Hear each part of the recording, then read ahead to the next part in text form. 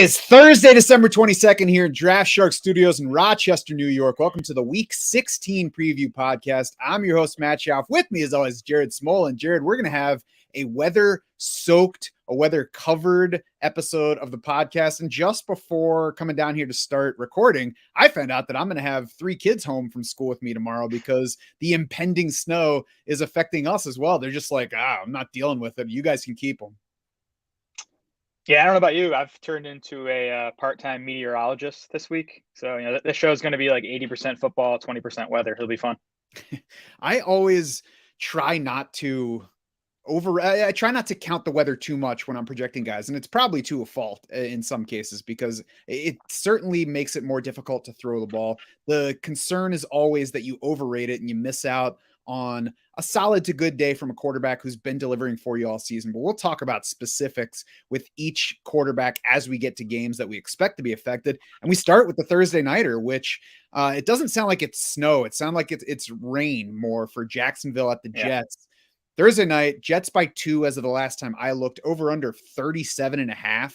So that game total tells you something about what to expect here. And at the same time, it's low, but there are actually 4 lower game totals this week, along with 2 others that are within 1 point above. So 37.5 would normally be like the lowest of the week. This week, it's one of the low ones. Yeah, and just going back to the general point about weather, I mean, you're right. I think some people do overrate it. We know, though, that wind is the thing to be worried about. And we talk about these totals. I think that's a good thing to look at for, how much we should let the weather impact our decision. I mean, this game would not have a 37-point over-under if it was being played in, pristine conditions. So, yeah, this one, I mean, it's temperatures in the mid-40s, which is, balmy for this week. But rain, potentially heavy rain. And then the winds here, 15 to 20 mile per hour sustained winds with 30 to 35 mile per hour gusts. That is enough wind to, I think, consider it likely that, the passing games are going to be impacted here.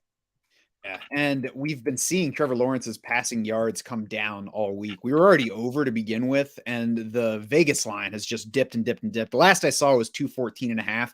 I don't know if it's even come down from that, but that's pretty low. It is, yeah. And but if you're listening to this live, we have not updated our projections yet for this game because of the weather. I'm going to do that right when we get off here.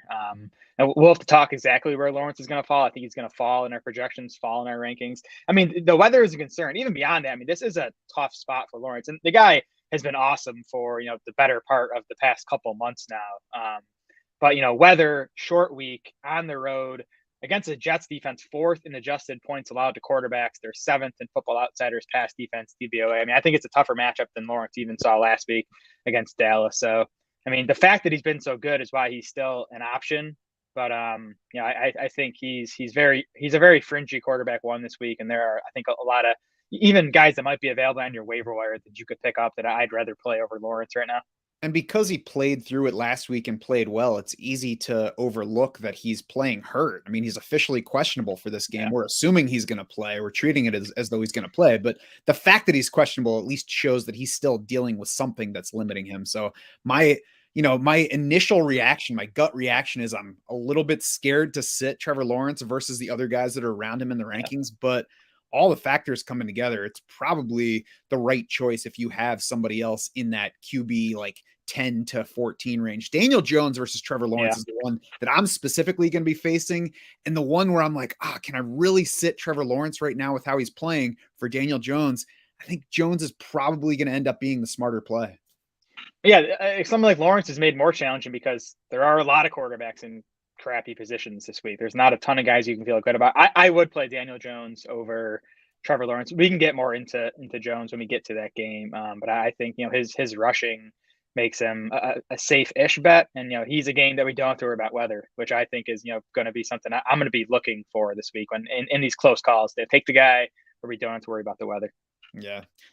So along with Trevor Lawrence goes his receivers, Christian Kirk, Zay Jones, like you said, have not been adjusted down for the weather yet. Expect them to be lower than they currently sit, which is mid wide receiver 2 territory. Yeah. And I think it's same with their quarterback. If it's close, I'd probably lean toward guys in better spots this week. I think so. Yeah. I mean, both these guys have relatively low average depth of targets, and I think they both can win in the short area of the field. And that's what we're going to see tonight when the Jags do take to the air. Jones and Kirk have both just seen such strong volume that I think it keeps them in play. They are going to drop in the rankings. They're probably not going to drop out of wide receiver 3 range. I think they're still in play, but yeah, they're not must starts, which you might think. Zay Jones, especially how good he's been. Even Christian Kirk, like he hasn't had the big games lately, but he's still been getting steady volume. And I do think he's still probably a good bet for 7-8 targets tonight. And he gets the better individual matchup. There's not a truly weak spot among Jets corners so far, but Yeah. the weakest of the top 3 is in the slot. So it's a decent spot for him. I think they'll both be okay for PPR. I think once you get out of full PPR, it gets even a little bit more attractive to look away from these guys, because the further you get from full point PPR, the more the lower the floor goes and the more you're chasing ceiling. I think there's going to be a lot more touchdown upside to plenty of other wideouts. I agree. I think you're starting Kirk and Jones in PPR for the catch totals. I don't think you're going to get big yardage totals, and I don't think either guy's a great touchdown bet tonight. Right. Evan Ingram, similarly, not a great spot for him. The Jets have been positive as a scoring matchup against tight ends as opposed to negative versus every other position. So that helps. But Evan Ingram's probably going to dip at least a spot in our rankings after this. Yeah, he will. 6.6 yard ADOT for Ingram this season, which usually we'd consider a bad thing, but in a game like this, I think that might help him relative to these other guys. Where he might be featured a bit more, target share wise. Ingram obviously 7, 15, and 10 targets over the last 3 games, and the Jets aren't a horrible. They're tougher against wideouts than tight ends. So there's reasons to think that Ingram might be a focal point of the Jags passing game tonight. Yeah, if we were getting a good weather game here, I'd be like, oh, this could be a nice spot for Evan Ingram. But that's kind of the last point that takes him from being maybe this is an upside spot because of all of the matchups to it hurts him less than it hurts his teammates. Exactly. Yep. Travis Etienne on this offense has been a sticking point for us in the rankings, but mostly behind the scenes for weeks now. It feels like the Jets come into this one as one of the toughest matchups for running back scoring on the year. 6th in overall defensive DVOA, 6th against the pass, 7th against the run. They should get Quinnen Williams back, their defensive tackle. They were still strong in run defense last week, even without him, though. A strong DVOA rating in that game. So it gets even better with their top run defender back up front. It's a bad matchup for Etienne. It already knocks him down our rankings. He's 19th among running backs in our PPR rankings right now. And our projection is right in line with his market number. I'm still sitting him for a couple other guys behind him in our rankings that we'll get to later in the show. Yeah, undoubtedly a bad matchup for Etienne. He's a volume play. He has 73+% of the Jags offensive snaps in 7 straight healthy games. He's averaging 18 carries per game since James Robinson was dealt away. And and if we do expect Jacksonville to throw it less tonight, that means they're going to run it more. I just think Etienne is a good bet for 20 or so touches tonight, which is not easy to find at running back nowadays. I don't think he's a good bet. I think 20 touches is within reach, but I would say I would expect more like 15, 16 carries in a game where they're going to have trouble running. And I don't think there's going to be good efficiency. So rather than chase his inefficient floor, I'm going to chase the ceiling of at least one other running back that we were specifically clashing on well ahead of this show, but I'll leave until we get to their game. Fair enough. On the Jets side, Garrett Wilson's the primary guy we're looking at. He's affected by the weather as well. So we'll see exactly where he lands. You already have kind of an idea of where Garrett Wilson will land for you? Well, right now, pre-adjustments, he's right behind the 2 Jags wide receivers. So I would think he's going to kind of stay there. I think he's going to drop into the mid-20s in our rankings. He did see a 26% target share last week from Zach Wilson. That's that plus his talent is kind of what's carrying him. Other than that, the quarterback play is an issue and the weather is obviously an issue. Yeah, thank goodness that Zach Wilson at least figured that part of it out while he was sitting out. Yeah. Corey Davis is back this week too, though. So, that adds more target competition. You can't bank on that type of target share for Wilson. Hopefully he gets it, but it's not a given. Yeah, Garrett Wilson's definitely not a must play. He would be somebody that's a little bit scary to sit, but it definitely depends on your specific options. Bam Knight, and that's how he's listed on the Jets website, is questionable for this game with an ankle issue, despite being listed only Wednesday and then as a full participant. So I'm not sure exactly what to make of that. It at least means that he's somewhere less than 100%. I can't get excited about him here. There are certainly running backs that I would play him over that I wouldn't have guessed early in the season. But I can't point to him as a true upside play in this game. No, I don't think there's upside in this game. Really, just because of the weather, because the Jets offense. Now the matchup is good for Bam. Obviously, the Jags, 21st in adjusted points allowed to running backs. They're 23rd in Football Outsiders run defense DVOA over the last 5 weeks.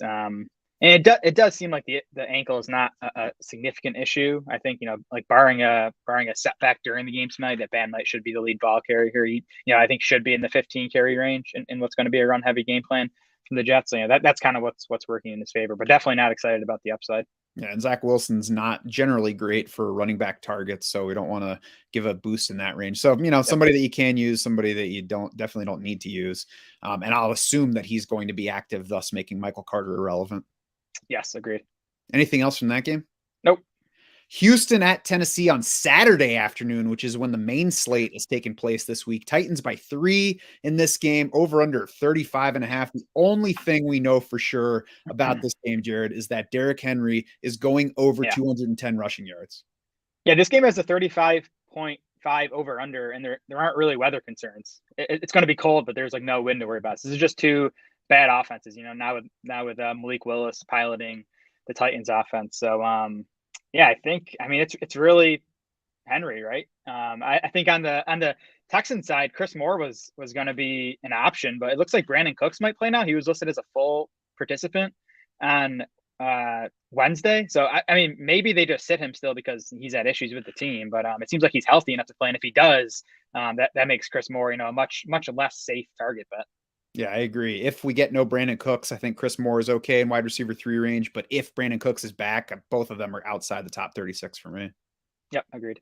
Malik Willis, of course, is expected to start at QB for Tennessee. He did in the first meeting with Houston as well, went 6 of 10 passing, then started the next game and went 5 of 16 against Kansas City. So in an offense where you already don't want to start pass catchers, this was bad news for Chigakonko and anybody else who you might have been hoping to use in a spot where you were in need.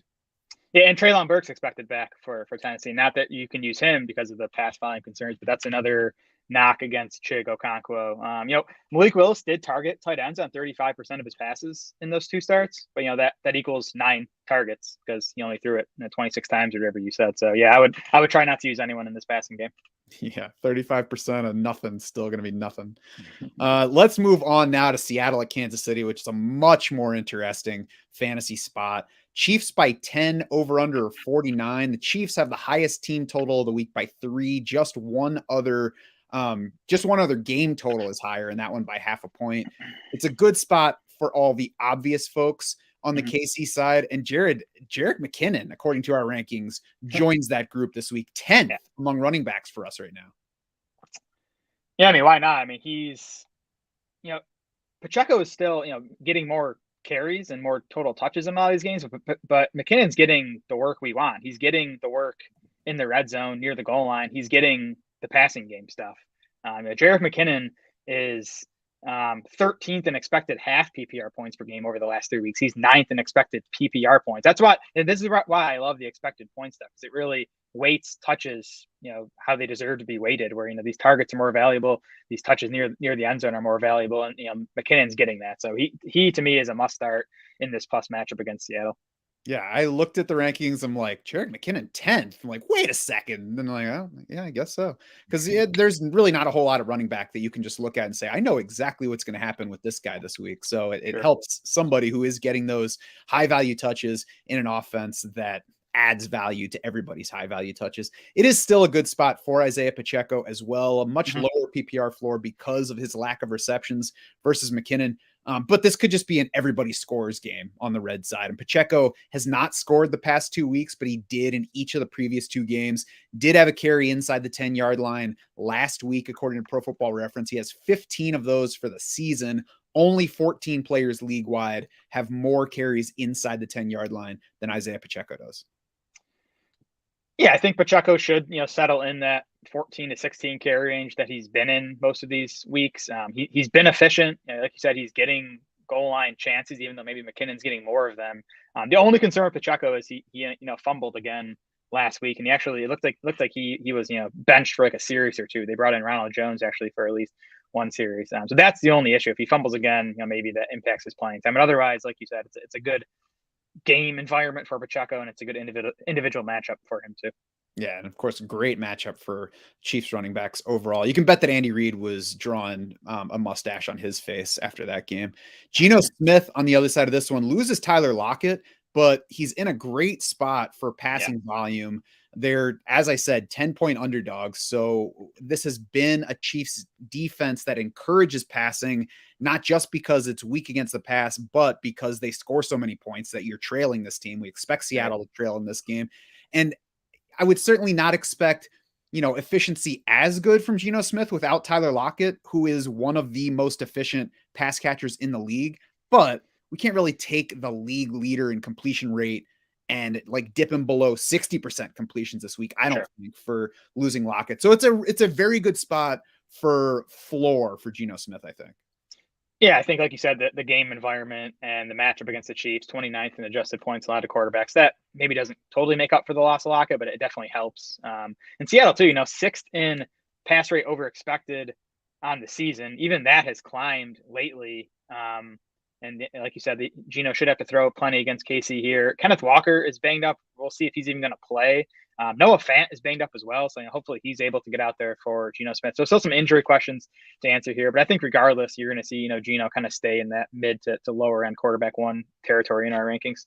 DK Metcalf is obvious here, has a high ceiling for this game. But one other injury to watch is Marquise Goodwin, who is listed with a wrist issue, was limited Wednesday after a full practice Tuesday, not previously listed for that injury. So I'm not exactly sure what the situation is. I didn't see any further explanation of what's up with him. So we'll just watch and see what his participation is today. And then if he has a game status. There was a hand issue in weeks 13 and 14, but he played each time. And like I said, it's a wrist this time as opposed to a hand. Marquise Goodwin obviously gets into a great spot here with Tyler Lockett out. He is the wide receiver too. I mean, we'll see exactly what that means for target share, but he's Yep. definitely the best bet to be next among wideouts behind DK Metcalf in targets for this one. And we have already gotten 5 games of Goodwin getting 5+ targets this season, despite Tyler Lockett and DK Metcalf not missing any full games between them before this week. We had 2 touchdowns for Goodwin in the game that Metcalf left early with the knee injury against the Chargers.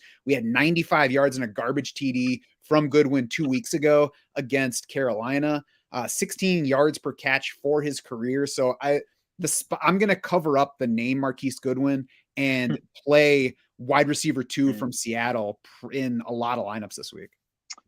Yeah, I'm not quite covering up the name. Like, I want to be careful not to overrate it just because, I mean, this is Marquise Goodwin. He's been a situational deep threat throughout his career. He's 32 years old now. So I just want to be careful not to overrate the spot. But like you said, I mean, he's going to be on the field.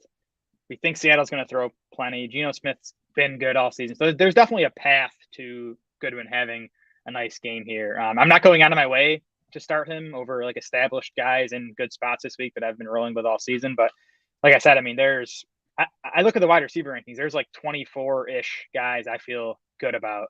After that, between injuries and weather, it gets iffy. So that's why Goodwin, I think, is in the mix as a wide receiver 3 play this week.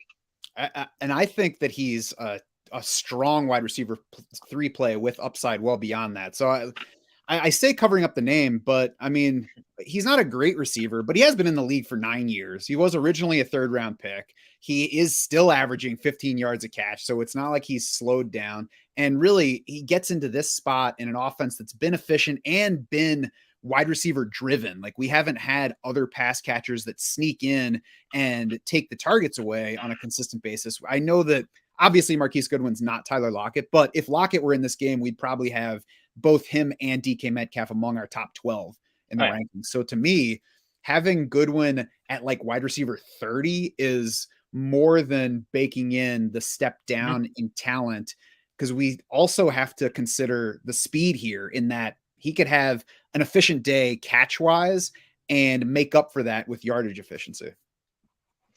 Sure. I mean, we have him ranked over Amari Cooper, Allen Lazard, Kobe Myers, Tyler Boyd, like these other guys that you might have been starting a lot of the season, and I would definitely play him over those types. I mean, I'm not anti Marquise Goodwin. I think I'm just a little more skeptical than you are, just because of the player. I think you're anti Marquise Goodwin. I would also I would definitely start him over Brandon Ayuk. I would probably start him over Darius Slayton, although that one's could go either way because they're the same kind of guy pressed into duty. I like him better than Jerry Jeudy this week. I like him better than DeAndre Hopkins. I like him better than Adam Thielen. Yeah, I don't quite, but I mean they're all close. Yeah, and that's the thing is they're in this range where I, I'm I'm not saying definitely Marquise Goodwin is outscoring this guy, or it's difficult to sort them, but I like chasing the upside over worrying about what his downside risk might be. Also, it's worth mentioning 71% catch rate for Marquise Goodwin this year, so it's not like they're switching to some schlub that has Robbie Anderson's hands. Yeah, all these Seahawks wideouts have awesome catch rates because of how good Geno Smith has been this season. I mean, Marquise Goodwin has a 10.2 yard average depth of target, so they've definitely been using him this season as more than just like a straight deep threat guy. So there's not going to be a big like role change for him. He's just going to be on the field more, I think, and potentially get more targets. Exactly, potentially. We're gonna keep like sawing away with the file and get you to drop that potentially from it and see where he winds up in the rankings. Anything else from this game worth going over? No, again, we'll have to see about Noah Fant because I think he was in a good spot here too, just basically for all the same reasons as Marquise Goodwin. A high passing volume spot for Seattle and targets left behind from Tyler Lockett. But Fant has not practiced yet this week with a knee issue. He did this a couple other weeks earlier this season where he didn't practice the first 2 days, came back on Friday, in that case, and was ready for his usual workload. So we'll see. The nice thing about all these Saturday games is we'll get the final injury reports for most of these games today. Like, even before this Thursday night game kicks off, which will be nice. This is pretty much knocking Noah Fant out of my plans because he has been a disappointment all year. He's got one game where he reached 50 yards all season. So if he's heading in with an injury question, I would rather go elsewhere. He's 12th in fantasy points per game over the last 6 weeks, which tells you how bad tight end is. But relatively speaking, he's been at least a factor in here. Mm-hmm. Detroit at Carolina, Lions by 2.5, over under 43.5. Is this one where weather could factor in, Jared? No, it doesn't look too bad here. Cold, but no wind to worry about. So we're not really adjusting anything weather-wise for this one. So we start with Jared Goff, who's been playing well for basically a month and a half at this point. And you look at last week, he didn't have big fantasy numbers, but that was predictable. We weren't expecting big fantasy numbers against a tough Jets defense that we already talked about in this one. He was decent, 252 yards, 1 touchdown, no turnovers. That has been key. 6 straight games without a turnover. Weaker defense this week. Carolina has been playing better, especially against the pass. So, Jared, what's the case against Jared Goff being inside the top 12 for week 16? That he's not in the comfy confines of Ford Field. He hasn't delivered in fantasy on the road this season. He has no finish better than quarterback 17 among 6 road games. And the road home splits aren't as pronounced as the numbers make it look right now. I mean, there were some injury problems in some of these road games. He has faced New England, Dallas, and the Jets on the road, 3 tough defenses. He's also faced, though, Minnesota, Chicago, and the Giants on the road, who are not tough defenses. And again, he still failed to finish better than quarterback 17 in those games. It's sort of a middling matchup against Carolina. They're 16th in adjusted fantasy points allowed to quarterbacks on the season. So I think Goff is fringy. Like, I don't know. How far is Lawrence going to drop in our rankings? Like, would you consider playing Goff over Lawrence? I would. It's one of those like Daniel Jones where I'm like, man, am I really going to sit Trevor Lawrence for Jared Goff this week? But I think it's basically the same argument, just subbing in better surrounding talent for Daniel Jones's rushing. And I think all told, all the factors considered, Jared Goff is probably the smarter play. Obviously, that doesn't mean it's going to work out. You can play, Mac Hollins has outscored Devontae Adams multiple times this year. You can play the worst play and have it work out. You can play the better play and not have it work out. But I think that there's less working against Jared Goff this week than there is Trevor Lawrence. Yeah, to me, the best argument in favor of Goff is that the Lions have a 23.25 point implied total, which is actually 8th highest on the week. So, Vegas is still expecting them to, put up a decent amount of points in this game. And I would throw into the road home split thing that a lot of his road games this year came in that stretch where DJ Chark was out, where DeAndre Swift was out or limited. Obviously, Jameson Williams was not back in the lineup yet. So it definitely also coincided with a weaker stretch for the Detroit pass offense. Yep, totally fair. Elsewhere in this one, speaking of DeAndre Swift and DJ Chark, we'll hit Swift first because Jared, he's basically Jerick McKinnon at this point, but without the TDs. And I think that's the difference. I think this injury report thing is real. We talked about last week. He was not on the injury report last week. His snaps still weren't great, just 40% of the Lions' offensive snaps, but he had 8 carries and 9 targets. He was 10th among running backs in expected PPR points last week. So, if he's and he's not on the injury report this week, for the 4th time this season. He's gone 17, 18, and 20 opportunities in his 3 games this season, not on the injury report. So, if we can project him in that range with, that many targets, I think he's a pretty nice RB2 play in full PPR.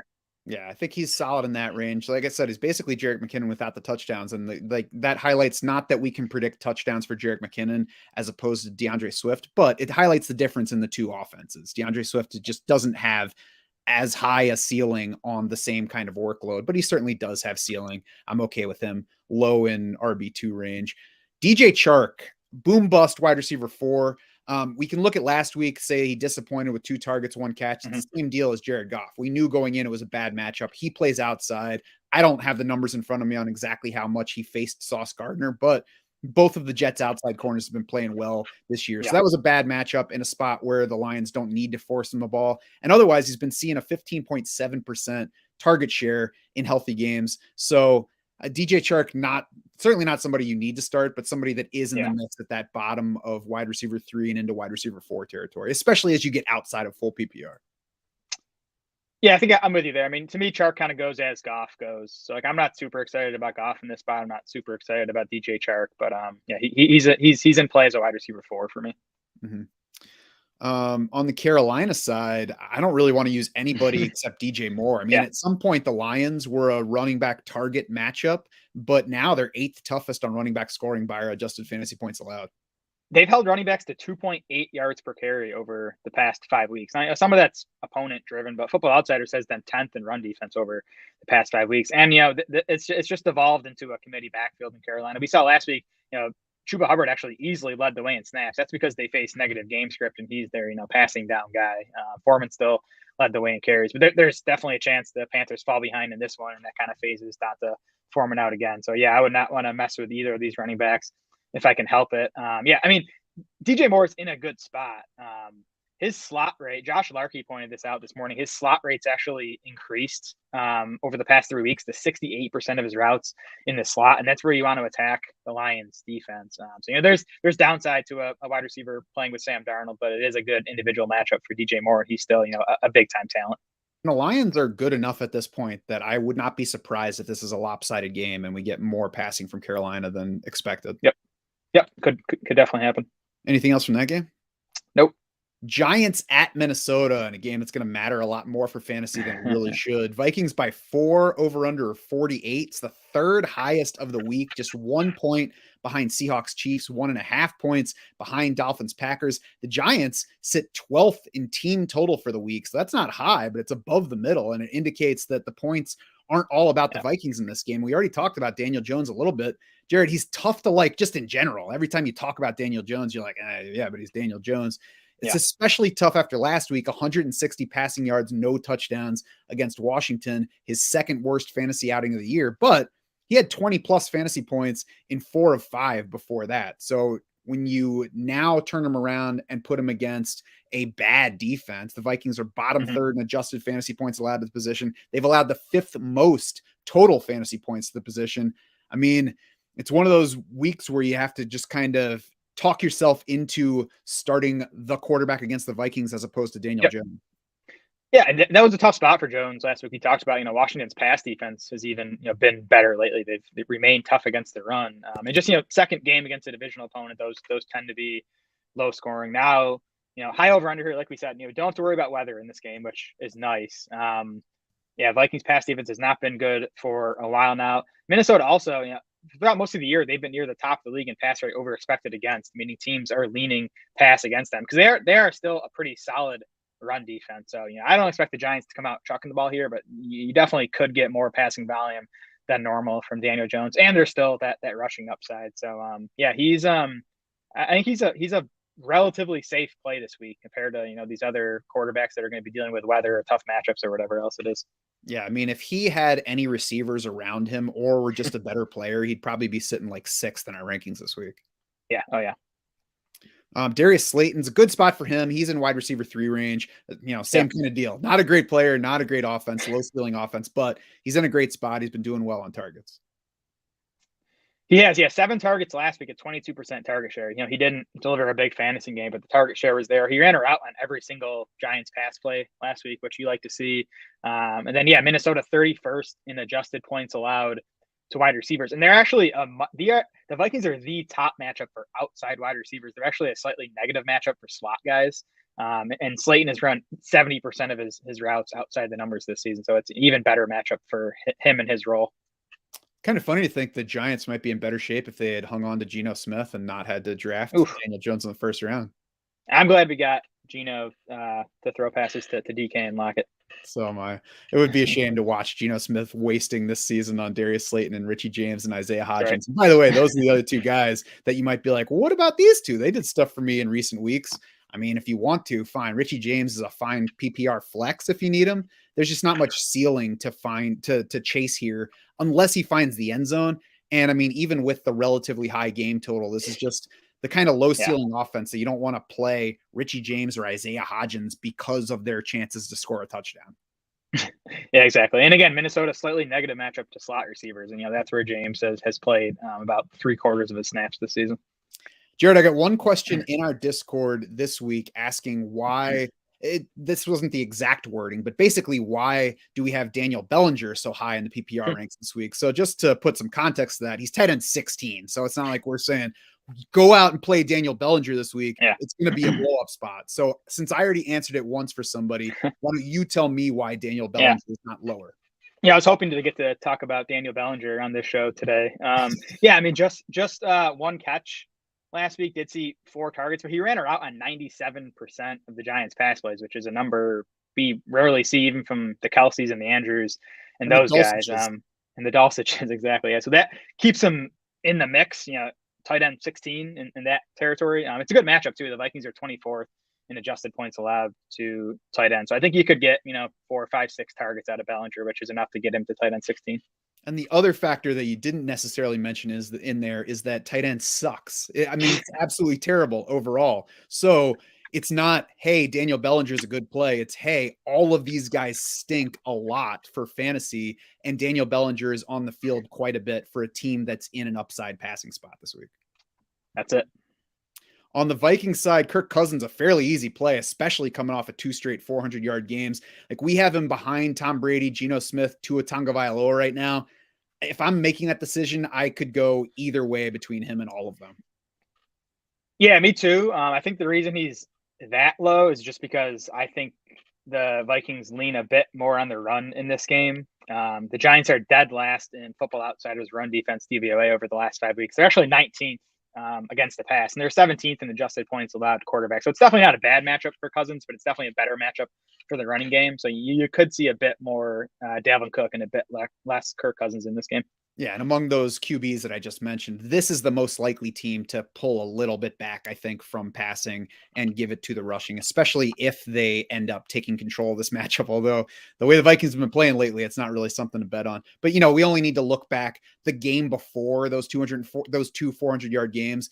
Cousins threw for 173 against the Jets. Obviously, that was a negative matchup. 2 games before that, 105 against the Cowboys. So you can talk about the specifics of those matchups, but we at least have seen, bad Kirk Cousins games to compare for those very specific decisions where it's him versus somebody else that's also in the top 8. Yeah, for sure. But if Kirk Cousins is your guy, like I'd feel good. Like, yes. The concerns with him are much less than the concerns with a lot of these other guys. The biggest question for fantasy with the Vikings this week might be, should I play KJ Osborne? So should I? I would try not to. I mean, he's in wide receiver 4 range for us. Maybe he belongs a little higher. Nothing changed with his usage last week. He drew the big target share kind of out of nowhere. The Vikings also ran 86 plays last week. Kirk Cousins threw it 54 times in just a crazy game that, we'll likely never see anything like that again. So it feels a bit fluky to me. Yes, a little bit fluky. Touchdowns in 2 straight now. Generally, though, a poor bet for target share with Justin Jefferson and Adam Thielen healthy. We've had 2 other games all season where Osborne got more than 5 targets. We've had just 4 other games where he had 4+ catches. We had 1 other game before this one where he topped 41 receiving yards. So, I mean, could he work out? Sure. Is he going to work out? It's far more likely that he does not help you. Agreed. Yeah. 27% of his PPR points on the season came in that game last week. He had reached double digits just twice before that. Yeah, even bigger outlier than Gabe Davis. TJ Hawkinson, what should we do with him this week? A little bit disappointing lately, but probably pretty easily in our lineups.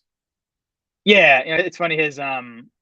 He's kind of like Benjamin Buttoning here. He's gone from 9.3 targets in his first 3 games with the Vikings to 7.3 over the last 4. You kind of expect it to be the opposite, but 7.3 targets per game is still a really nice number for a tight end. And Football Outsider says the Giants dead last in tight end coverage, so it's a nice individual matchup for Hawk.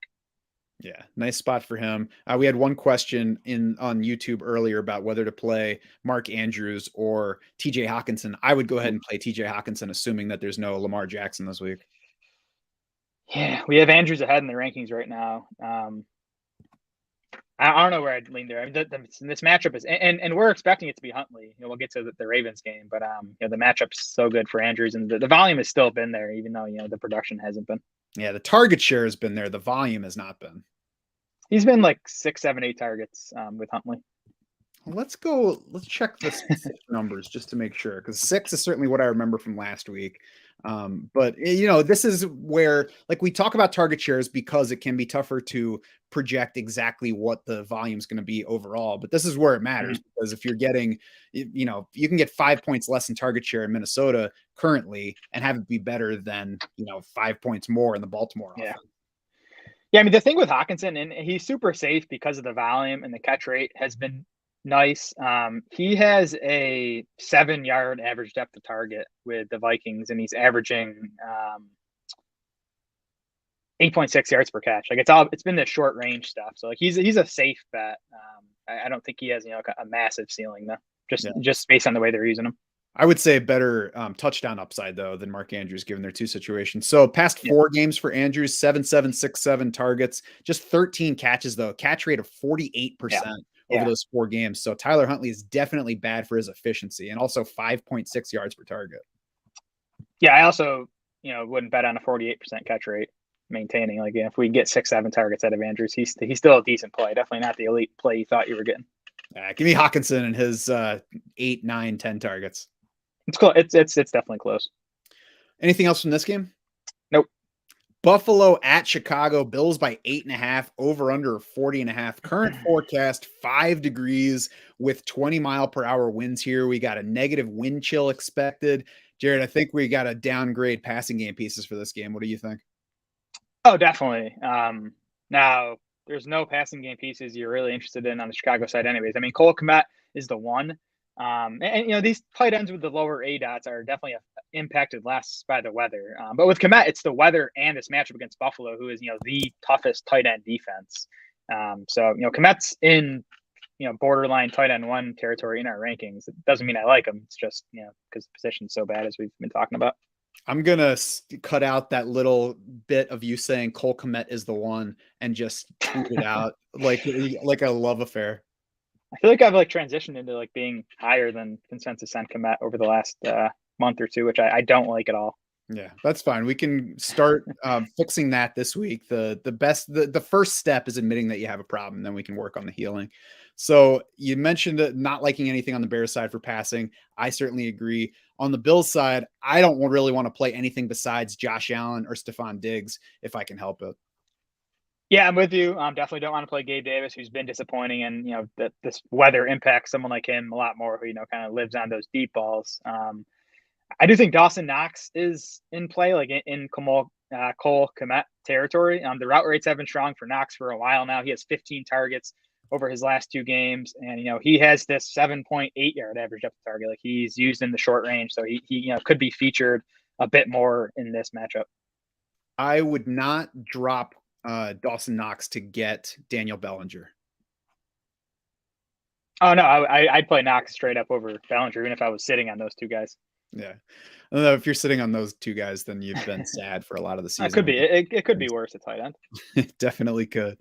On the Bears side, but it's Justin Fields for sure, and then David Montgomery is solid. You mentioned the pass catchers, but I'm not downgrading David Montgomery this week for Khalil Herbert's expected return, his first game back from a hip injury. It adds a question, but it doesn't for me add fear.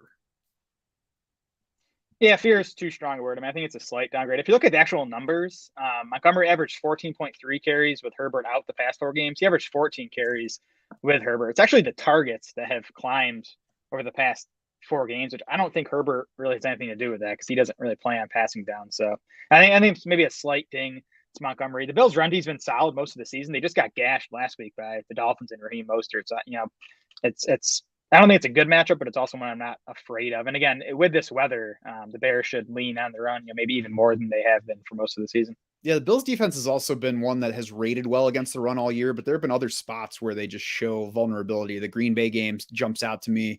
It's one of those where you don't upgrade a running back for facing them, but I also am not crushing a running back who I would otherwise be playing. Yep, I don't think Montgomery's going to hurt you as an RB2 this week. I think he's going to get the volume. He'll be efficient enough. Anything else in that game? No. Cincinnati at New England, Bengals by 3, over under 41.5. Jared, 16 degrees for this one. Sounds like a good forecast based on what else is going on around the Northeast this week. Yeah, and right now it's 10 to 15 mile per hour wind. So that's like, kind of right below where I'd start to worry. So as of now, I'm not, adjusting anything in this game because of weather. We'll keep an eye on that wind as we get closer to kickoff.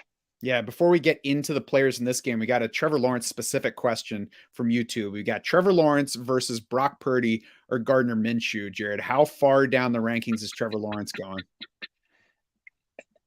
He's going to stay ahead of those guys in our rankings. I think. I don't think playing Minshew over Lawrence is crazy. We'll get into that game. I think if the Eagles let Minshew throw enough, that he'll have a good enough day to potentially outscore Lawrence. Yes, I agree that it's not crazy. Honestly, I would probably play Lawrence over Gardner Minshew in my own lineup, though. Yep. Joe Burrow from this game has been good lately. The only real question with him is whether you start him versus other quarterbacks that are also inside of our top 10, similar to the Kirk Cousins question. We have him 5th.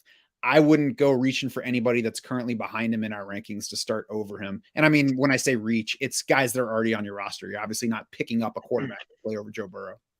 Yeah, again, I think you're in good shape if Burrow's your guy. Like, I don't know if you're going to get a ceiling game in this spot on the road in New England. Pretty tough defense, not the greatest of weather, but I also don't think that the Pats are going to shut down this passing game. T. Higgins back to full usage last week, so we'll watch the weather for his sake as well. But if the weather is not an issue, I'm fairly comfy with him and Jamar Chase this week. Yeah, playing time was there. 21% target share was there for Higgins. 8 targets. I think he's a pretty comfortable starter. I'm probably leaning away from Tyler Boyd, though, because I don't think this is a game where we're going to reach for receiving upside. I agree. And it looks like there's a chance that Hayden Hurst will return this week. He's been limited in practice so far. So he's actually not in our rankings at this point. If he does end up playing, he'll probably, get into that Cole Kmet territory where maybe he's an option for you. But we'll see how he's listed on the final injury report later today. Joe Mixon was back to leading the backfield last week as well. Samaje Perine still in the mix more than we would like him to be, but as long as Mixon's back to getting the lead in targets, I'm not going to complain too heavily.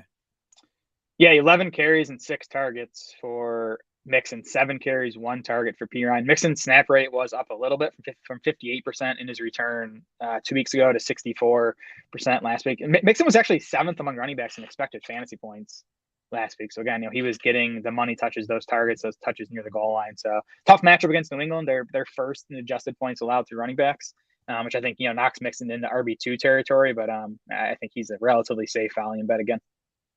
Yeah, I agree there. On the Patriots side, we're waiting to see if Damian Harris is going to be back for this game to challenge Ramondre Stevenson. I think Stevenson would still be a fairly easy PPR starter, but certainly his ceiling comes down some if Harris is back. For sure, yeah, and Harris has been limited in practice for a couple of weeks now, so I'm not exactly sure what's going on there. I do think even if Harris returns this week, Stevenson probably remains the lead ball carrier, definitely remains the guy on passing downs. He was scaled back a little bit last week in terms of playing time, which you wouldn't know by looking at the box score. He turned in a huge game against the Raiders, but he theoretically should be healthier this time around, more ready for a full workload. And I think that's really the only spot worth focusing on here, because I would definitely rather not play any of these pass catchers, especially after the way this whole pass offense played last week against the Raiders. Jacoby Myers is normally the guy we can count on for targets at least, but he wasn't even back to leading the team in routes last week or, being that clear target share leader. So I'd prefer to lean elsewhere for upside. Yeah, me too. I mean, I would guess that Myers was a bit limited coming off the concussion. That he'll get back to full playing time in this one, but I'm still not excited to use him. I saw this morning Bill Belichick wouldn't even commit to Mac Jones as a starter for this game, so there's a chance we get back to Bailey Zappi. Maybe he's thinking about starting Myers there to get his passing back on track. Nice, I like that. I like that. He did. I believe Jacoby Myers was a high school quarterback and maybe even got to college as a quarterback before switching to wide receiver. So we haven't seen the best of his throwing. On to Atlanta at Baltimore. Ravens by 7.5, over under 35.5. Jared, I'm waiting to see whether the National Audubon Society is protesting this game for misrepresenting birds. And there's not going to be much flying in these conditions. This is a potential win game. It's like 10 to 20 miles per hour with gusts up to 30 right now. So not that you want to be messing with the passing games here anyways. Yeah, I honestly think that we should probably knock Mark Andrews down a little bit just because there, you can say what you want about the target floor and how good he is, but how much ceiling are we really giving up by starting somebody else? And I'm not saying knock him out of the top 12, but how much ceiling are we giving up by starting somebody down through Hawkinson and like Dallas Goedert over Mark Andrews this week? I mean, the thing that's still in my head is how awesome he was with Huntley last year. And it hasn't happened yet this year, but again, the volume has still been decent. And the matchup boosts him for me too. Atlanta 29th in adjusted points allowed to tight ends. They can't really stop anything. Plus the Ravens lost Devin Duvernay in practice this week. So like they re-signed Sammy Watkins. Like, Andrew should dominate targets when the Ravens do take to the air. It's just, how much is Baltimore going to have to throw in this game? Probably not a whole lot. Yeah, that's the thing is he'll get 33% of the targets this week and it'll be 5 of them. Could be. Yeah, I'd be okay knocking Andrews behind Hawkinson. I wouldn't go any lower than that though. We'll see where we end up. So make sure you check the rankings later. Check them tomorrow. You can see if I move Marquise Goodwin after Jared goes to bed tonight. I think really overall, this is just going to be a garbage game, and J.K. Dobbins is easily the most intriguing play on either side. For sure, yeah. And Dobbins separated a bit more from Gus Edwards in terms of volume last week, 13 carries to 7 for Gus Edwards. Awesome matchup for Dobbins. The only concern is that he's still doing nothing in the passing game. So if he doesn't average 8 yards per carry like he has been over the past couple of weeks, and if he doesn't find the end zone, he might hurt you. But I'm definitely willing to roll the dice on him in this matchup. Yeah, against the Falcons, I mean, he very well could average 8 yards per carry again and find the end zone twice. For sure. Drake London's targets have vaulted the past 2 weeks. That puts him in wide receiver 3 range for us. Obviously, though, you still have to consider the risk of both his full season being much more negative than positive to this point. And Desmond Ridder threw for 97 yards last week in his debut. Yeah, that's the thing. Like, I know London came away with 7 catches or 70 yards last week, and he got the 42% target share. That's awesome, but his team threw for 97 yards. Like, I really don't want to be starting a wide receiver on a team that threw for 97 yards, especially in this weather, in a tough matchup. So I don't like London even as high as we have him, and he's in like mid-range wide receiver 3 territory. I'd be fine with knocking him down a little further as well. I'm certainly going to bet on the under on 55% catch share and 72% yardage share here. He did look like I still love the player. Just hate the situation. Yes, absolutely. We should probably address the Falcons running backs because they produced last week, but now they face the defense that has been playing the run as tough as any in the league for a lot of the season at this point. If you need one, you could play either Patterson or Tyler Algier. I would prefer not to use either guy. Yeah, 3.1 yards per carry for running backs against the Ravens over the past 5 weeks. It's a fun matchup because this Falcons running game has been so good and efficient throughout the season. So we'll see how it shakes out. I think you're probably going to get 12 to 15 carries out of both of these running backs, but I wouldn't expect them to be very efficient, and I don't like their touchdown chances. Yeah, I will say at least some other offenses might go into this matchup and say, okay, we're just going to throw more because running hasn't been working against the Ravens. That's not going to be the Falcons. This game is going to be like 70 total plays between the two teams, and there are going to be 6 total passes. I was just looking for the over-under, 35.5. I don't know if I can bet the under, but I definitely would not bet the over. Yeah, that's the thing. The scary part about betting the under here is what if all 4 running backs score? Like, what if both teams are averaging, I don't know, even 5 yards per carry total? It could just be one of those games. And just like pick sixes and there's just fluky stuff that can happen to get a game to go over 35.5 pretty easily. New Orleans at Cleveland, Browns by 3, over under 32.5 for this one. We got two bad offenses at play here. We've got 7 degrees in the forecast and windy. Jared, play Nick Chubb, play Alvin Kamara if you need to, and just ignore everything else about this game. Yeah, well, this is one I'm excited to just watch and see the chaos unfold. Really? So, like, yeah, because we got the temperature, we got the snow, 20 to 30 mile per hour winds with gusts of 40 to 50. Like, this is going to be like blizzard like stuff out there. It's going to be interesting to me. I like, like watching a car crash or whatever. Yeah, there's not going to be fantasy points to be had in the passing games. I do think both running backs here, Chubb and Alvin Kamara, are in play just because I think they're going to get 18 to 22 carries apiece. You can let me know how it goes because I'm going to be actively trying to not watch that game. I will. Yeah. Anything else from that one? No, again, I guess in the passing game, like David Njoku is the one guy who is still in play just because the position's so crappy. And Njoku is tied for the team lead with 22 targets from Deshaun Watson over the last 3 weeks. It's like a 20% target share. And again, these tight ends, with the shorter stuff, they could be featured more in the passing game. But this is definitely a game where you could see like neither team reach 20 pass attempts. Yeah, we have him projected for 3.6 catches, and he's 10th among tight ends. So I don't like David Njoku this week. But if David Njoku's my tight end, and I'm like, well, do I get Daniel Bellinger to start over him? Do I go get Hunter Henry to start over him? The answer is no in those cases. Yes, just roll with Njoku. Mm-hmm. Washington at San Francisco, 49ers by 7, over under 38. Another barn burner here. Just 15.5 of those points come from the Commanders in this matchup. And Jared, that is the main reason I would try not to play Brian Robinson this week, because we already know the matchup is bad. 49ers are allowing 3.3 yards per rush to running backs all season. Yeah, for sure.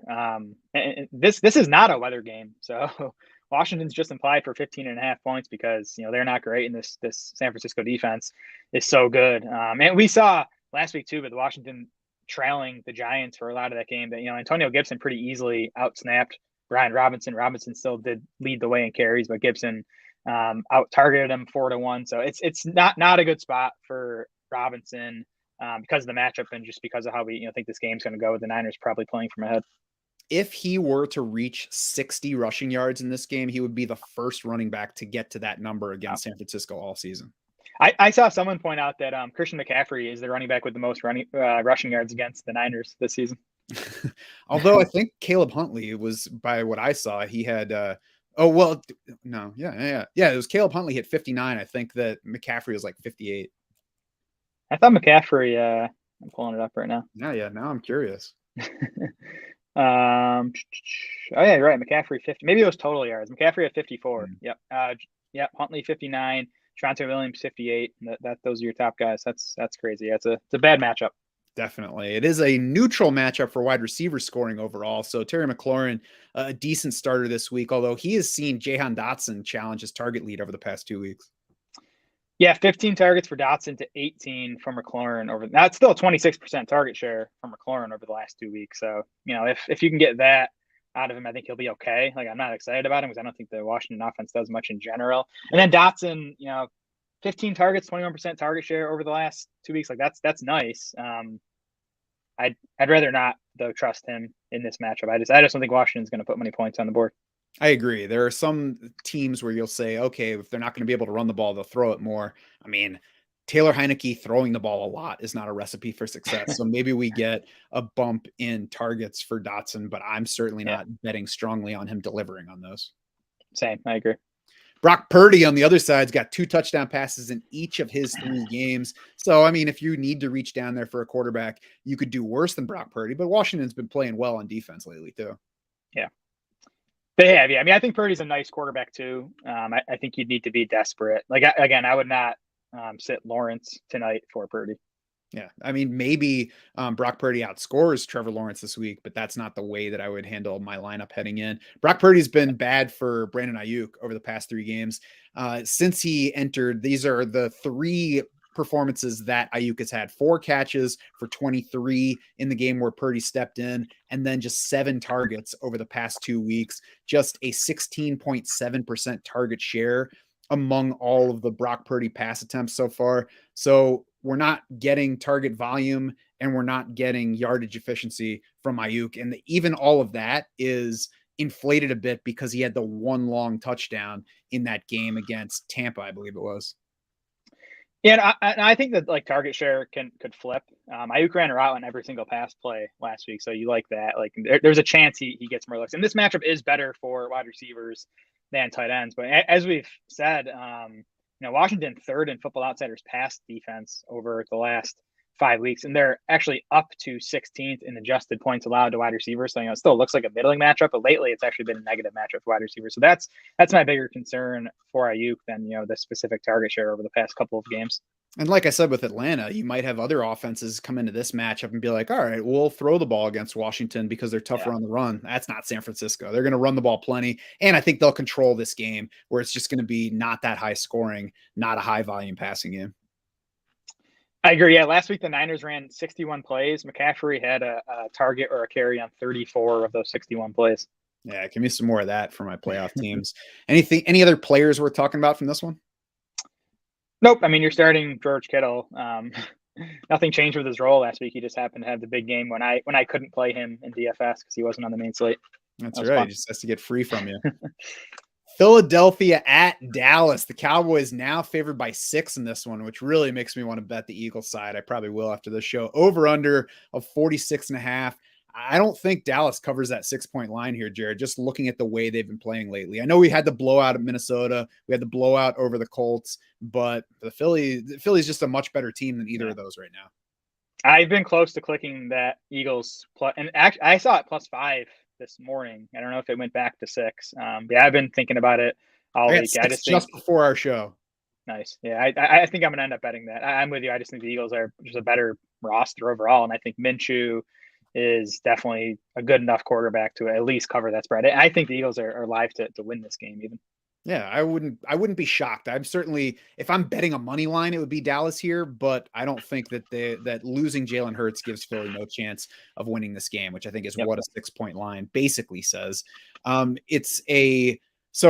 on the Cowboys side, since we started talking about them, all the usual guys are certainly in play. And I think where Jalen Hurts being out really helps is the outlook for the running backs. Dallas already wants to run the ball plenty. It's already a matchup that favors running the ball over passing. And certainly the switch from Jalen Hurts to Gardner Minshew lowers that scoring ceiling for the Eagles. So we should get plenty of Dallas running back touches in this game. For sure. Yeah. I do want to note that Philly's run defense has been better lately. They're actually up to 7th in run defense DVOA over the last 5 weeks, allowing just 4.0 yards per carry to running backs. They've gotten healthier. They've added some guys to the D line. So not as good of a matchup as it looked like a month ago. But yeah, I think the Cowboys running game will be fine, and both those backs will get enough volume. I am not reaching, however, for Noah Brown or Michael Gallup in this matchup. Yeah, definitely not Noah Brown, and his emergence over the past couple of weeks definitely makes Gallup tougher to like, and it's just a tough matchup for him against those outside corners of the Eagles. Yeah, just there's no floor to point to with Michael Gallup, who's already a boom bust guy, and this is more of a bust situation. I think it's also a downgrade for Dalton Schultz. He still sits in our top 10, similar to David Njoku, just because he can't drop that far, but he really hasn't been very good lately outside of the Houston game, which is a matchup that favors tight end production and was just the weird game flow of Dallas almost losing that one, probably boosting the passing volume a little bit. Yeah, he's had these spike weeks of targets, like an 8-target game, a 10-target game. That was the one against Houston. But then, in between those, 5-4, 6-4. So, he's going to get you a handful of targets, but you can't go into a game expecting him to be this, volume monster. Yeah, and very low yardage efficiency too, which makes it easier to bet against, whatever there. So you're thinking about he's a floor play for the targets, and you're not giving up a whole lot of upside if you're deciding between, say, Dalton Schultz and Dallas Goedert, who one of our YouTube viewers asked about specifically. Yeah, Schultz, by the way, is our tight end 7. So we're talking all this crap about him, but there's only 6 guys we like more. Goddard is one of those guys. I would start Goddard over Dalton Schultz. It seemed like he maybe could have played last week, but they, probably didn't think they needed him against the Bears. And again, it was a shoulder injury, so I'm not worried about his conditioning being poor, him being limited. I think he'll be a full go in this game. Yeah, and we'll watch for any word from coaches about it. I haven't seen anything specifically yet on how much playing time to expect from Goddard. Have you? I haven't. Yeah, well, maybe we'll get an update on Saturday morning. Goddard, by the way, in his one game with Minshew last year, 6 catches, 105 yards, and 2 touchdowns. Of course, no AJ Brown on the team for that game, Correct. so Correct. that jumps in. But yeah, we've at least seen some success between Dallas Goedert and Gardner Minshew. And so getting to that Philly side, I'm not sure that I'm altering any pass catcher outlooks a whole lot for the QB switch. Certainly, Gardner Minshew is not as good a passer as Jalen Hurts. I think Jalen Hurts has showed that this year, but I think that we maybe get a little bit more pass rate from the Eagles in this one. Mm, You know, I'm sure that they run it a lot and that they get Boston Scott and Kenneth Gainwell more involved than usual. But Jalen Hurts is second on the team in carries. He right. just 4.3 behind Miles Sanders in carries per game, 7.5 ahead of Boston Scott. So they're taking away their second most used running back and arguably their best running back from this offense. I don't see why they wouldn't add at least a little bit more pass rate unless they're in control of this game. Yeah, that to me is the big unknown with Eagles offenses. Like, I'm with you. I think Minshew is again a really good backup and could even be starting for some teams. Like, I'm not worried about him, even if he is a slight downgrade from Jalen Hurts. But the pass rate thing. So in Minshew's 2 starts last season, the Eagles were -13 and -10% in pass rate over expected. For perspective, they were -6% for all their games last year, and they're -1% so far this year. Now, like you said, they didn't have AJ Brown last year. Minshew's second start was in a meaningless Week 18 game, so I'm not even sure how much stock to put into that. So again, I could see it going either way. I could see them like really leaning on the backs and running the ball, or I could see them, throwing it against this Cowboys. Teams in general have gone run heavy against Dallas. They're dead last in pass rate over expected again. So I don't know. The Eagles have been a tough team to predict as far as that goes all season, just because they'll do kind of, whatever the defense is giving them, whether it's going pass heavy or going run heavy or anywhere in between. It's also worth noting that both of his starts last year came in that second half of the season where Philly flipped from being a pass leaning offense to like 60-40 run pass over that stretch. And in addition to that Week 18 game being meaningless and not including starters, the other one was the game against the Jets where they won by 15. So that's certainly going to help the rushing volume. So, I don't mean to say that they're going to go pass happy in this game. I definitely don't expect that, but maybe a few more points on the passing rate side versus rushing rate than there would be with Jalen Hurts, even if just for fewer dropbacks turning into run plays. Yeah.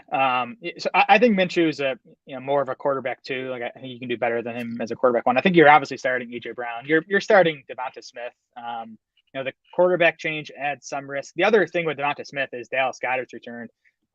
Smith averaged 8.4 targets over the last 5 games without Dallas Goedert. He averaged 6.8 targets in the first 9 games with Goedert. So he was the guy that has gotten a bigger boost with Goedert out the past couple weeks. It's also a nice matchup for Devonta Smith, though. We'll see exactly how much Trevon Diggs ends up on AJ Brown, but Dallas is missing their number 2 and number 3 corners, and we saw it last week, I think, when Lawrence was able to torch them. Like, it's not that scary of a matchup anymore, as long as you can deal with Dallas's pass rush, and I think the Eagles O-line can do that. And we've even seen with Trevon Diggs as a player that he can take himself out of plays at times. He's done it a lot less this year than he did last year, but it's certainly not a, oh crap, sit AJ Brown or Devonta Smith week. Yeah, Brown went 5 for 67 and a score against the Cowboys in Week 6, and Devonta Smith also scored in that game. 5 catches, 41 yards, and a touchdown. Yeah, I'm just checking to see how much Trevon Diggs travels. He travels a little bit. It definitely depends on the matchup. Yeah. But he stays almost completely on the right side of the formation. Yeah, so in Week 6, only 2 of AJ Brown's 8 targets came in Diggs' coverage, and none of Devonta Smith's targets came in Diggs' coverage. So I'm not exactly sure what Diggs was doing in that game. Well, they're probably throwing away from him because we know the Eagles don't feel like they need to throw to one guy over everybody else. So, you talked about Philly doing what the other team will give you. And if Trevon Diggs is covering somebody and some other dude is covering elsewhere, then you go elsewhere. Yep. Las Vegas at Pittsburgh on Saturday night. Steelers by 2.5, over under 38.5. I would feel better about Derek Carr here, Jared, if he weren't on a streak of 53.4% completions over his past 3 games. It should have helped to get Darren Waller back, I would think, last week. And if you look at his 3 touchdowns, it seems like it helped, but he only completed 52.6%. He had 6.1 yards per attempt. That was his second lowest of the year, I believe, at least one of his lowest numbers. 3 sacks also last week for the first time since week 8. So it's just not an offense that you really want to bet on right now.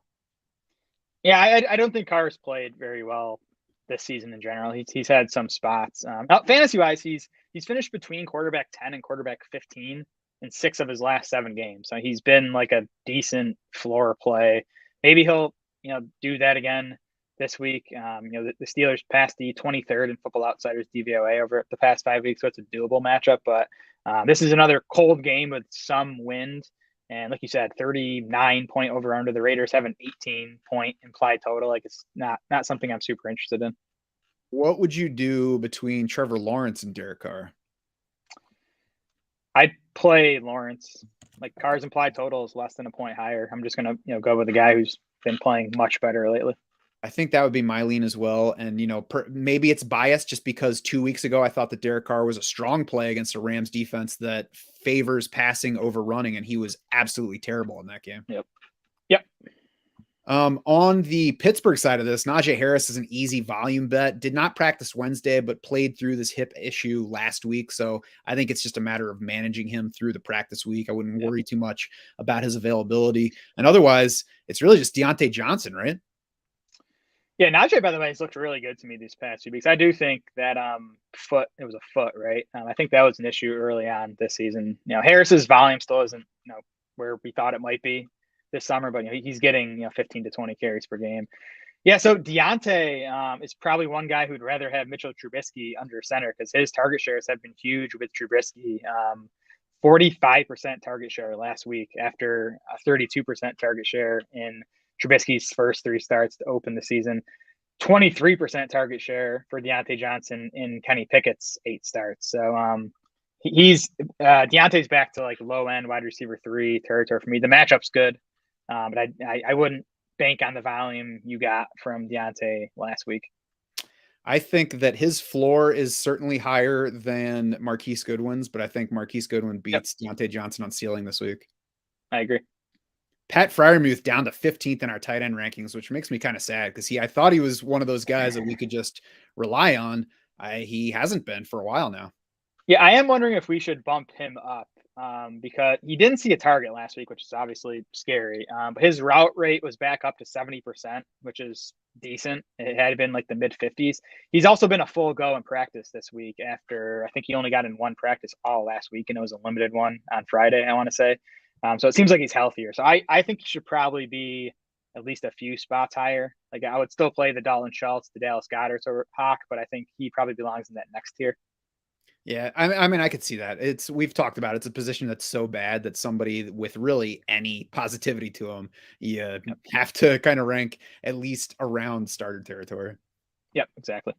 So make sure to check the updated projections, especially on the team intel page, because a lot of these, we mentioned who's higher than whom, but it could be different if you look at your specific scoring system. So make sure you check your team intel page on draftsharks.com as opposed to just looking at the rankings, or frankly, even just taking what I say on here, because I could answer a question while we're talking on the podcast and it could be different than what our rankings say, sometimes by quite a bit. I try to stick close to it, but if I'm answering on the fly, it's not necessarily going to match up with what we collectively think for the week. Totally. Anything else from that game? Nope.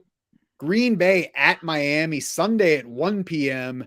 Dolphins by 3.5 for this one, over under 49.5. And these Packers have been a run favoring offense as well as a run encouraging defense. Looking at Timmy Hernandez's weekly pass rate over expected article on draftsharks.com, the offense 12th in rush rate over expected, the defense 5th in rush rate over expected over the past 4 weeks. So we could really get a lot of running in this game.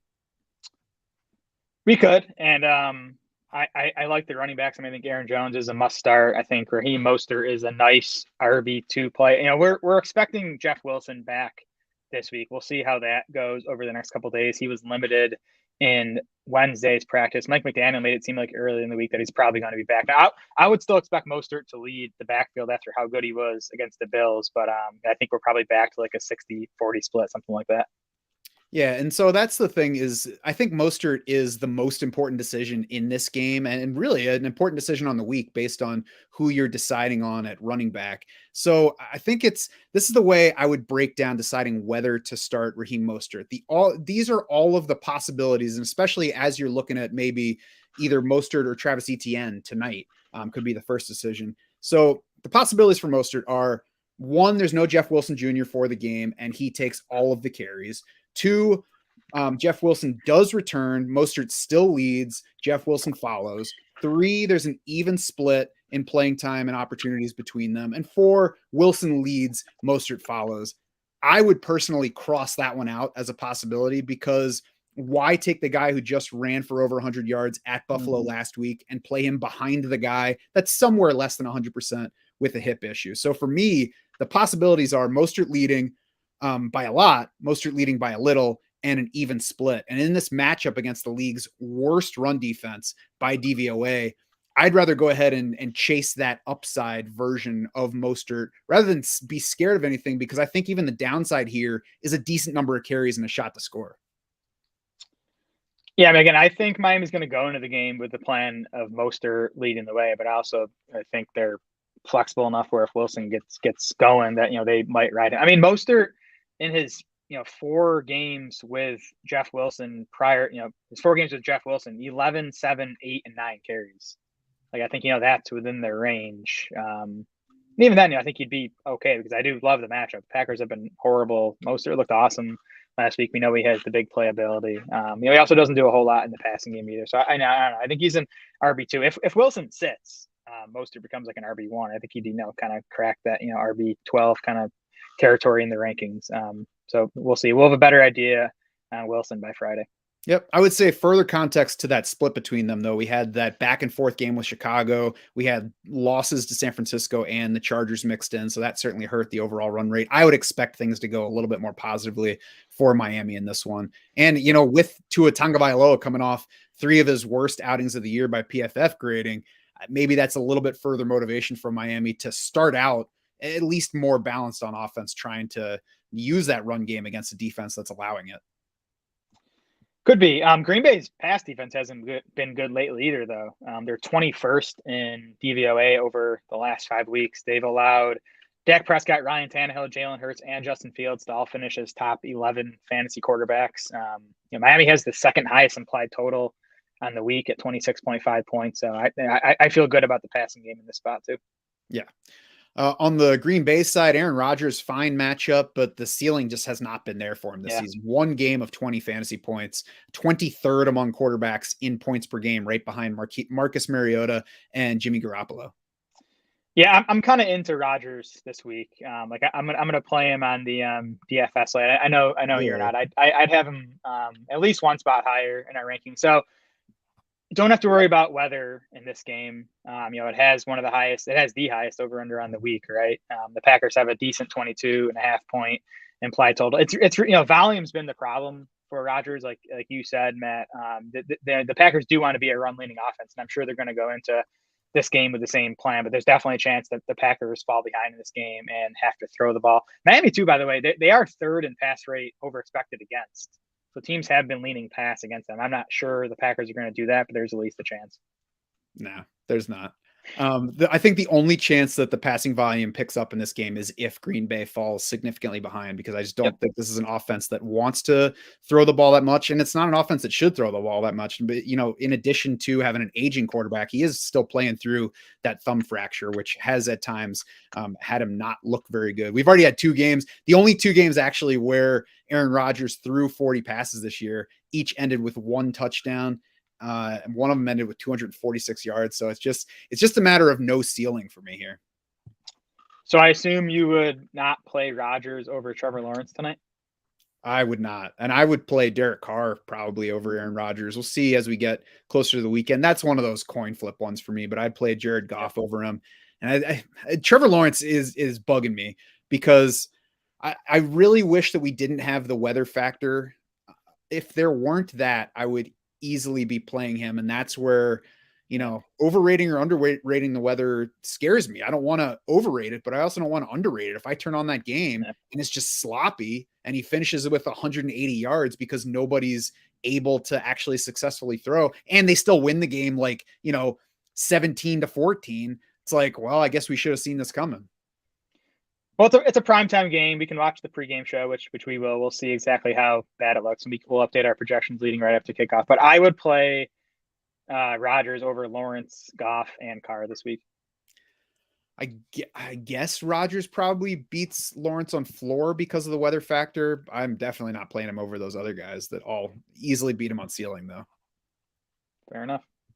In the backfield, Aaron Jones is obvious. I would actually play A.J. Dillon a little bit higher than where we have him as well. Dolphins D is tougher on the run than the pass, but like we were just talking about, I don't think this is an offense that will say, all right, we'll throw the ball more. I think they're going to run it a lot. Like last week, for example, they had the same kind of matchup against the Rams, who are much tougher on the run than the pass. We had 36 combined running back touches versus 30 pass attempts. I know the difference here is that now they're playing an opponent that can actually score points. Right. And I certainly think that'll impact it. So I'm not excited about A.J. Dillon, but I'd play him over. Like I would not play Zonovan Knight tonight over A.J. Dillon. I would not play Latavius Murray over A.J. Dillon. Yep, I was looking at the rankings. I'd play Dillon over those two as well, so we can adjust that. That game on Monday night really was setting up as a big. I mean, he scored 2 touchdowns. It was a big A.J. Dillon game, but it would have been even bigger if he hadn't left for the fourth quarter to get checked for a concussion. Dillon actually had matched Aaron Jones with 11 carries at that point when he exited. Now, I think, as you said, this game might be more of an Aaron Jones game if the Packers do end up falling behind. So that's kind of the risk with A.J. Dillon. But I definitely think he's a better play than Knight tonight. He's a better play than Latavius Murray. He's like in RB3 range, and that's in PPR. He's going to be even higher than that in half PPR or non PPR. Yeah, I feel like I'm trying to check the numbers to confirm it, but I feel like it's been a while since we got one of those A.J. Dillon just disappeared today games. Yeah, he's been around like 10 carries, I think, for the past month or so. Mm-hmm. Yeah. So again, not excited, but somebody that I would be okay with playing in a running back slot. Anything else from that game? No, I think Christian Watson remains a strong play. Allen Lazard's the guy I'm worried about. He has 6 or fewer targets in 4 of his last 5 games now. Like Christian Watson's kind of emerged as the clear top guy here. I think Lazard's like the clear number 2 at this point. So he's like a fringy wide receiver 3 at this point. I think I think we're even being too fair to him in our rankings right now. Like I would easily play. I'm seeing who is actually ahead of him right now. So he is behind Marquise Goodwin. I actually succeeded in getting Marquise Goodwin ahead of Allen Lazard. But like even at wide receiver 36, Allen Lazard's not somebody that jumps out to me as an upside play. Especially they got Romeo Doubs back last game and he was involved. And so in a situation now where we can't necessarily say dominant number 1, clear number 2, and this guy's third. Like Christian Watson's the only one among those 3 that I would be scared to not use at this point. Yeah, I'm with you. For me, Lazard's like wide receiver 36, just because I kind of like the spot for the Packers passing game. That kind of elevates him for me a little bit. Yeah, I think that's our difference. Is you're excited about the Packers passing game, and I think that there's nothing to get excited about besides Christian Watson. That's it. Denver at the Rams Sunday at 4:30 in a spotlight game that absolutely should not be. Broncos by 2.5, over under of 36.5. And Rams, this is how bad it's gotten for you. I was told that Baker Mayfield brought magic with him to the team. They're 2.5-point underdogs at home to these Broncos. This game is one to only reluctantly play a couple of guys. 36.5-point over under in a dome game. No weather concerns. It's just how bad these two offenses are. With Russell Wilson involved too, by the way. Yeah. Russell Wilson is on track to return. I don't know if that's good news or not. I think one of the big stories on Denver's side is Courtland Sutton potentially back this week. He was limited in Wednesday's practice, so we'll see how he progresses. That obviously knocked Jerry Jeudy. Already has knocked him down our rankings a little bit.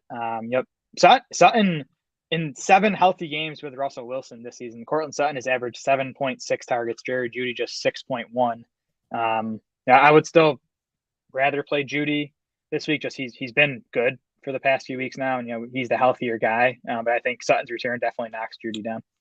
Yeah, it hurts, but Judy has been the target leader between them when the two of them play together. So Judy's the reluctant play from that side. Cam Akers is the crap. I need a running back play from the Rams side, and otherwise, Yeah. I'm trying to forget everybody's names.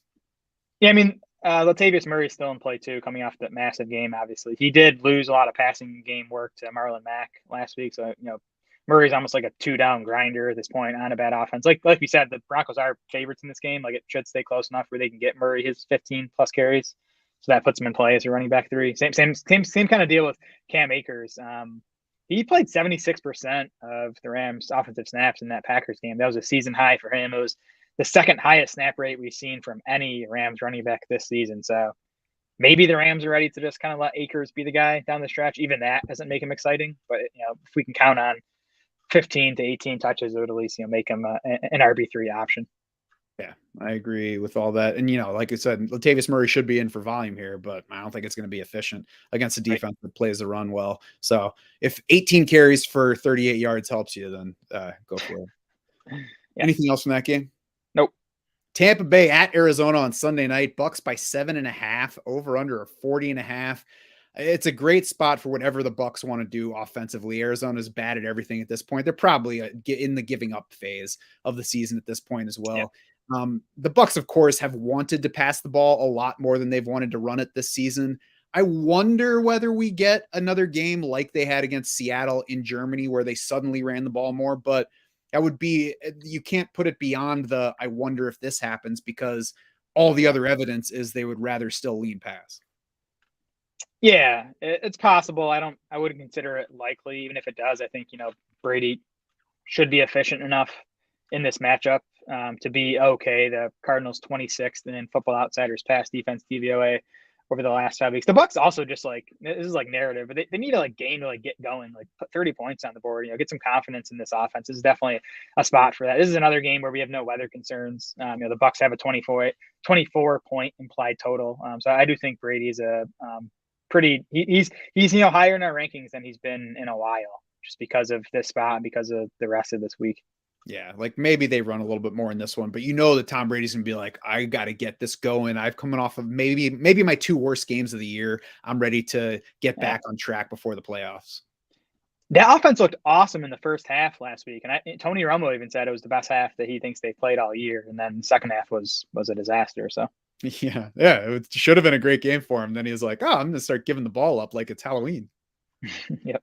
Bucks running backs, though, all that said about Tom Brady, it's a solid spot to play either of these guys. Even with a passing game, we should get plenty of touches for both of these running backs and a chance that each one scores. Yeah, Cardinals have allowed 5.4 yards per carry to running backs over the past 5 weeks. They're 28th in adjusted points allowed to running backs on the season. Leonard Fournette ended up playing a lot more snaps and running a lot more routes than Rachaad White last week. Head coach Todd Bowles said afterward that it wasn't by design. It was just kind of how it played out. So I'm still kind of treating this as pretty close to a 50-50 split at this point. Mm-hmm. On the Arizona side, absolutely nothing but James Conner for me. I would try to sit DeAndre Hopkins this week. It's scary if you read his name when you're making that decision, but the quarterback is Trace McSorley. So what are you really missing by taking a shot on, anybody that's down in wide receiver 3 range versus DeAndre Hopkins? To me, the risk is that you sit something like a 6 catch for 50 yards game. Yep. I'm with you. I would love to even rank Hopkins lower than we have him, but there's just, so many other guys with issues too. We'll see. I'm with you generally that I would try not to use him if possible. There's nothing you can point to with Trace McSorley that says he's an NFL caliber quarterback. He wasn't even efficient at Penn State. So I think this passing game is going to go nowhere. Yeah, he was Tyler Huntley before Tyler Huntley in Baltimore, and the Ravens were like, nah, you're not good enough at quarterback to be our guy here. We're going to get somebody else. So that's how good he is. He's not a good passer. He's got, I think, a 46% career completion rate. So this is a spot when we were talking about Goodwin, we were talking about not wanting to risk playing him over somebody established who's been delivering for you all season. That's why I think it's important to look at the very specific circumstances of these two players. And I think that you're really not risking a whole lot by sitting DeAndre Hopkins for Goodwin. And what you are chasing is really a high ceiling for the situation that Goodwin's in this week. Yeah, that's fair. I'm not afraid to sit DeAndre Hopkins. All right. We're achieving stuff here, folks. Make sure you check tomorrow just to see how high I've managed to get Marquise Goodwin in the rankings for the week. Anything else from this game? Nope. Chargers at Indianapolis on Monday night to wrap things up. Chargers by 5, over under 46. Welcome spot for points here. The Colts run defense has been a bit more up and down lately, but it's coming off a strong DVOA rating again against the Vikings. So I think all we really need to know about it is it's at least still strong enough that it's not going to encourage rushing for a Chargers offense that doesn't really want to run the ball in the first place. Did you watch last week's game though? I did. Oh, actually, no, I didn't see that game, but I did see the numbers. Well, yeah, Herbert ended up throwing it enough, but they did not open that game pass heavy. They had Josh Kelly with like 5 carries on their first drive. It was insane. I so hope the Chargers get a new offensive coordinator this offseason. I still think Herbert can do a lot more than he's shown us lately. No, nothing surprising on this Charger side. I think Justin Herbert is a strong play despite the disappointing game last week, and same goes for Keenan Allen and Mike Williams. Yes, I agree. Gerald Everett's fine, thanks to that being a bad position. Yeah. On the Colts side, I'm not altering anything for Matt Ryan switching to Nick Foles here. I mean, we'll see what Nick Foles has, but this is the second time that they've benched Matt Ryan for a not good quarterback this year, and it's because Matt Ryan has been terrible. So I guess the uncertainty hurts a guy like Michael Pittman, but I can't downgrade him for a quarterback that at least has the chance to be better than what we've been getting. Yeah, that's what I was going to say. I think there's a decent chance, maybe a good chance, that Foles is the Colts' best quarterback, and he has been this whole season. We just haven't seen him for whatever reason. I think it's probable that we see more deep shots from the Colts. I mean, Matt Ryan did none of that. Sam Ehlinger did a little bit of it, but Foles has an arm. He can push it downfield. I don't know what that means exactly. Like, it theoretically be good for Alec Pierce, but there's no way I'm trusting Alec Pierce in a Week 16 lineup. Maybe we see Michael Pittman get more downfield shots. I would trust Michael Pittman between both quarterbacks, Ryan and Ehlinger, has remained the pretty clear lead top guy in this passing game. So I think you're still going to get a 25-ish% target share out of Michael Pittman. So I think he's someone you can stick with in starting lineups. And other than that, I would not want to touch this passing game. I agree. And frankly, the run game, I don't really want to touch either. I mean, we talked about the uncertainty of work split with Miami, but that's an effective backfield in a good offense in a good matchup. The Chargers are a good rushing matchup, but neither Deion Jackson nor Zach Moss is that good. I don't know who exactly is going to lead the backfield. I don't know how the game flow is going to go and how much rushing it's going to support. So this is a spot where I'm not scared of missing a huge Zach Moss game or a huge Deion Jackson game. So I'd rather just be out if I can help it. Yeah, the Colts also elevated Jordan Wilkins from the practice squad, who has experience in this offense. Wilkins actually averaged 4.9 yards per carry for his career on 201 carries. So he's a capable back. I wouldn't be surprised if this is just a 3-man committee on Monday night. Zach Moss did easily lead the way in snaps and carries last week. That was in heavy positive game script for a lot of that game. The Colts obviously playing with a big lead. So I would still think it'll be more Deion Jackson if the Colts end up playing from behind in this game. But point is, we don't know what it's going to look like. And like you said, you're not missing out on a big ceiling with any of these guys, I don't think. Yes, I agree. So anything else from that game? Nope. That's going to do it for this Week 16 preview edition of the podcast. Head over to draftsharks.com now. You can see our full rankings as well as your team intel page to see exactly who we'd recommend for your starting lineup. Check back tomorrow on each of those pages just to see how many players I talked Jared into moving up or down the rankings. We will be back tomorrow with our usual DFS show, as well as week 2 of our DFS draft show, which we debuted last Friday. If you draft weekly teams on either Underdog or Sleeper, you're going to want to check that one out. If you haven't done it yet, check out the show. We'll talk to you about exactly how we do it on either of those sites. And either way, you can hit the link at the bottom of this podcast page to get some free money to play with on either of those sites, or both if you're into it. For Jared Small and the rest of the Draft Sharks crew, I'm Matt Schaff saying thanks so much for swimming with us.